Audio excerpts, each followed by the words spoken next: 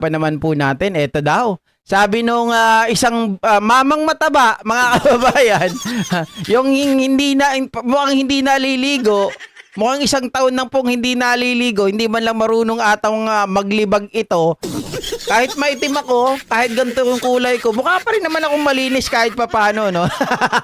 Pero yung mamang ito, sabi niya mga kababayan, mas matindi pa daw ang ipapalit dito kay BP Sara Duterte kung ito daw ay ma-impeach. Anong sabi rito mga ka-GP Natics? Ito po, ang nagsabi nito ay yung lalaking mataba. Kilala nyo na kung sino yan. Si Dada. Mga ka-GP Natics. Sabi niya po sa kanyang post, nagbigay ng matinding pahayag si Boss Dada kaugnay sa issue ng posibleng pag-alis kay Vice President Sara Duterte sa kanyang mensahe. Iginiit niya na kung tuluyang maalis ang Vice Presidente, mas matindi umano ang papalit dito at nagbabala pa siya sa publiko na humanda kayo. Ang naturang pahayag ay mabilis na kumalat online at umani ng iba't ibang reaksyon mula sa netizens. May ilan na sumasang-ayon sa kanyang pananaw, habang ang iba naman ay nanawagan ng mas maingat at responsableng pananalita lalo na sa mga sensitibong usapin pampolitika. Sa kasalukuyan, wala pang opisyal na pahayag mula sa kampo ng Vice President hinggil sa naturang komento. Okay. Well, tingin ko mga kababayan, ito naman ay maliwanag na yung ginawang coalition kahapon, yung pagbuo ng Rage, mga ka-GP Natics, ay isang positioning, 'di ba? Isang political positioning 'yon. Na kung sakaling si Sara Duterte ay ma-impeach, which is inamin din ni Mike Defensor. Mga kababayan, akala nyo sabi niya ganoon. Akala nyo pag naalis nyo si BP Sara Duterte, may papalit pa sa kanya. Sabi niya ganoon. Si Baste Duterte, ang aming pambato bilang presidente. Wow! Mga kababayan, magbe-presidente pa, Davao nga hindi maayos-ayos. Davao nga na sinasabi ng safest place. Araw-araw na ata mga kababayan na ginawa ng Diyos. Mukhang laging merong diba? Laging merong nahuhuli na puting substance. Laging merong mga nare-raid. Laging merong mga na-entrap. Diyos mio. Tapos sasabihin, safest place. Tapos kung pumasok, mga ka-GP Natics, gabi, anong ginagawa niya doon sa City Hall gabi? Diba? Mahirap yung ganun. Alam mo ba, Kabsat, kung pwede lang ibentang bumabagsak sa missile dito sa amin lugar na ko, mayaman na ako. Diba?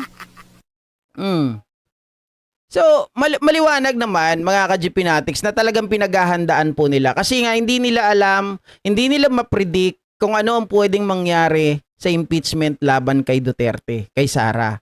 Maging po sa Senado, sa Kongreso, alam nila na talagang tuloy na bukas. Siyempre, sasabi ni Jinky Luistro, sasamantalahin po nila ang pagkakataon kapag hindi pumunta si Sara Duterte. Ngayon, ang gagawin nila, ifo-focus nila ang lahat, mga kababayan, para ilatag ang mga aligasyon, ang mga dokumento, mga katibayan laban kay BP Sara Duterte. So may posibilidad talaga na siya po ay matanggal. Siya po ay ma-impeach. At kapag na-impeach siya, syempre dalawa yan. Mga kababayan, may mga criminal charges na pwede nang gumulong. Unang-una, matatanggal po siya to hold public office. 'Di ba? Matatanggal siya bilang Vice President. Matik yun kapag siya po ay na-impeach, mga kababayan.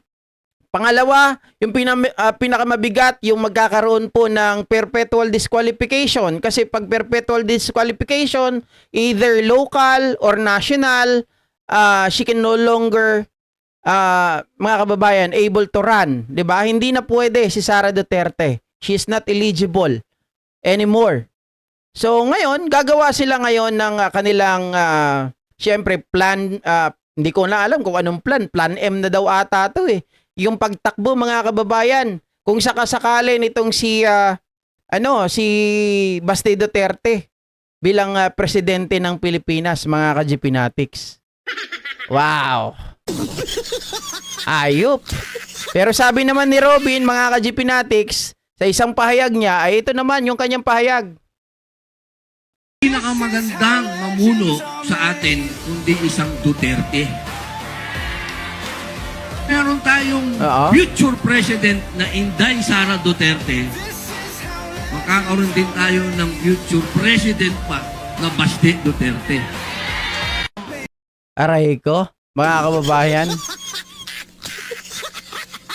Aray! Parang ang saklap.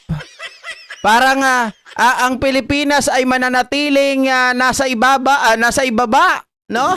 Kapag nagkataon, mananatili po mga kababayan na walang pagsulong. Biruin nyo, Sara Duterte pag natapos, Baste Duterte daw.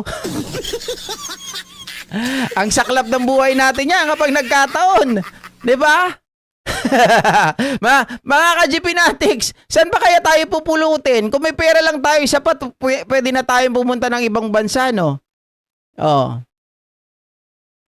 Sabi ni Ma'am Merlita Pitogo, pag ma-impeach si Sara, makakatipid na tayo ng bayarin sa mga security niya. Pinas magiging impyerno na, mga kababayan. Sabi naman ni, hanggat may nakaupo, Duterte and allies, hindi matatahimik ang Pinas. Sabi ni Denzenon. Totoo yan, mga ka-GP Natics. Okay? So maliwanag po yung kanilang plano talaga. Ito ay politically positioning po ang kanilang pinag-uusapan dyan. At dahil pinag-uusapan natin yung positioning na yan, mga kababayan, mukhang talaga naman po ang mangyayari dito, itong si Baste, talagang inahas po ang kanyang kakampi.